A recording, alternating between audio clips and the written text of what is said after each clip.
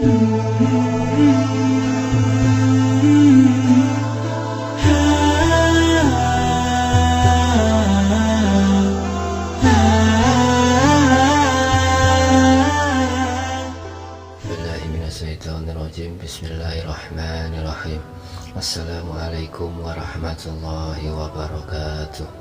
Allahumma salli wa sallim ala sayyidina Muhammad wa ala ali sayyidina Muhammad kama shallaita ala Ibrahim wa ala ali sayyidina Ibrahim.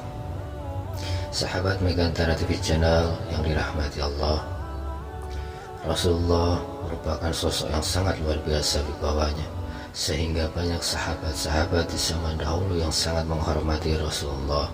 Dalam upaya mendakwahkan Islam, sungguh tidak terhitung berapa banyak kaum muslimin yang berkorban, tidak hanya dari kaum lelaki, namun juga dari golongan wanita.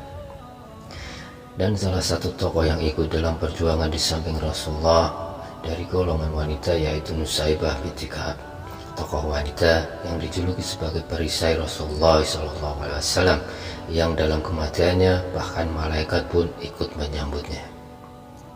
Nusaybah binti Ka'ab salah satu perempuan yang ikut baiat Aqabah kedua. Nusaybah merupakan satu dari dua perempuan yang ikut dalam baiat Aqabah kedua, yang merupakan perjanjian yang dilakukan oleh Rasulullah terhadap 73 orang pria dan 2 orang wanita dari Yathrib pada waktu tengah malam, yang mana mereka bersumpah setia kepada Rasulullah dalam melaksanakan 3 perkara, yaitu 1. Tidak menyekutukan Allah Subhanahu wa Ta'ala. 2. Melaksanakan apa yang Allah perintahkan. 3. Meninggalkan apa yang Allah larang. Diriwayatkan bahwa Nusaybah telah mengikuti banyak pertempuran di sisi pasukan muslimin. Usia, Abdullah, dan Habib kala itu bertempur di garis depan, sedangkan Nusaybah lebih sering mengobati dan mengambilkan minuman untuk pasukan muslimin. Namun jangan salah sangka, Nusaybah juga pandai dalam bertempur melawan musuh-musuh Rasulullah SAW. Kala itu di tengah perang Uhud, kaum muslimin terpojok. Ibnu Kumayyah yang datang sebagai musuh hendak membunuh Rasulullah dengan pedangnya, namun Nusaybah dengan gagah berani melakukan penjagaan kepada Rasulullah dan bertahan menggunakan pedang dan anak panah, menjaga Rasulullah agar tidak terbunuh. Meskipun tahu bahwa dia tidak ada tandingannya di belakang Ibnu Kumayyah, namun Nusaybah tetap menghalang-halangi Ibnu Kumayyah agar tidak menyentuh Rasulullah. Ikhwatal iman rahimani wa rahimakumullah. Ibnu Kumayyah yang mengetahui tujuannya untuk membunuh Rasulullah dihalang-halangi oleh seorang wanita pun jelas saja sangat murka. Dia menyerang dengan membabi buta kepada Nusaybah tanpa ampun, mengayunkan dan melayangkan pukulan agar wanita yang ada di depannya ini lenyap dari hadapannya. Jelas saja Nusaybah terpojok, kekuatannya tidak ada apa-apanya dibanding Ibnu Kumayyah. Namun menghiraukan luka di sekujur tubuhnya, wanita perkasa ini tetap berdiri. Ia tidak berpaling ke kanan atau ke kiri, kecuali terus berperang demi aku, ujar Rasulullah SAW. Diriwayatkan bahwa setidaknya ada kurang lebih 13 luka di tubuh Nusaybah. Dan meskipun demikian, Nusaybah nyatanya masih hidup untuk terus berperang di samping pasukan muslimin. Atas pengorbanannya dalam perang tersebut, dalam menjaga keselamatan Rasulullah SAW memuji Nusaybah. Dan Rasulullah bersabda, kedudukan Nusaybah binti Ka'ab lebih baik daripada si fulan dan si fulan. Rasulullah pun juga berkata kepada putra Nusaybah, wahai Abdullah, Allah memberkahi kalian, wahai Ahlul Bait. Kedudukan ibumu lebih baik dari fulan dan fulan, dan kedudukan suami ibumu Khosyah bin Amr lebih baik dari fulan dan fulan. Semoga Allah merahmati kalian, wahai Ahlul Bait. Saking kagumnya, bahkan Rasulullah juga berdoa untuk keluarga Nusaybah. Ya Allah, jadikanlah mereka orang-orang yang akan menemaniku di surga. Nusaybah dan keluarganya terus berjuang di sisi kaum muslimin, bahkan sampai pada masa wafatnya Rasulullah. Itu adalah hari yang paling menyedihkan bagi seluruh umat muslimin. Pasalnya umat muslimin baru saja kehilangan sosok pemimpin bijaksana, sosok orang yang menjadi panutan mereka, sosok kekasih yang dicintai. Allahumma sholli ala Muhammad. Nusaibah binti Ka'ab ikut serta dalam perang Yamamah. Kabar pun sampai ke telinga Nusaibah kala itu, hingga pada akhirnya memotivasi Nusaibah untuk ikut pasukan muslimin dalam perang Yamamah, ditemani oleh putra sulungnya Abdullah. Mereka berdua pun melawan musuh dengan gagah berani. Diriwayatkan bahwa dalam suasana perang yang berkecamuk itu, seorang musuh berhasil memotong satu tangan Nusaibah.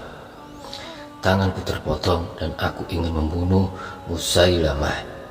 Aku tidak akan berhenti sampai orang kotor itu terbunuh, ujar Musailamah kepada anaknya Abdullah.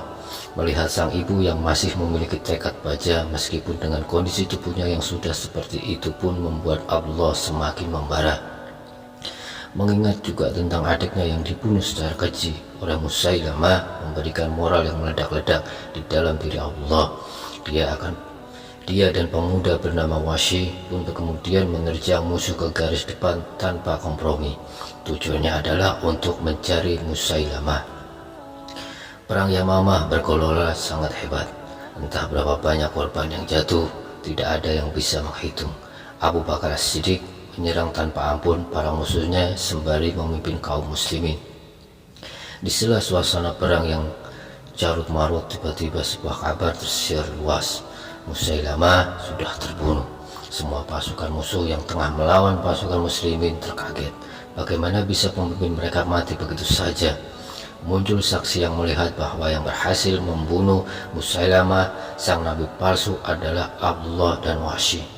Nusaibah pun bersujud syukur saat mendengarnya. Kematian Musailamah menandakan kemenangan pasukan muslimin. Itu merupakan satu dari sekian perang yang diperjuangkan Nusaibah. Entah sudah berapa banyak pengorbanan yang dilakukan Nusaibah binti Ka'ab dalam membela ajaran Allah. Seorang wanita yang semangatnya melebihi 1000 lelaki. Seorang wanita yang pengorbanannya diakui oleh Rasulullah SAW dan kedudukannya lebih tinggi dari pasukan muslimin yang lain. Dan beberapa tahun setelah perang Yamamah, bertepatan pada tahun 13 Hijriah, Nusaibah binti Ka'ab wafat, meninggalkan tinta-tinta perjuangan yang ditulis dalam lembar sejarah sebagai salah satu perempuan yang paling luar biasa dari kaum Ansor. Dari kisah-kisah Nusaibah binti Ka'ab disebutkan bahwa betapa luar biasanya seorang Nusaibah binti Ka'ab, perempuan yang dijuluki sebagai sang perisai Rasulullah, meninggalkan intisari dari sebuah semangat kepada generasi-generasi setelahnya. Semoga Nusaibah binti Ka'ab dan keluarganya diberi tempat yang baik di jannah Allah Subhanahu wa Ta'ala. Amin amin ya rabbal alamin. Ikhwatal iman rahimani wa rahimakumullah.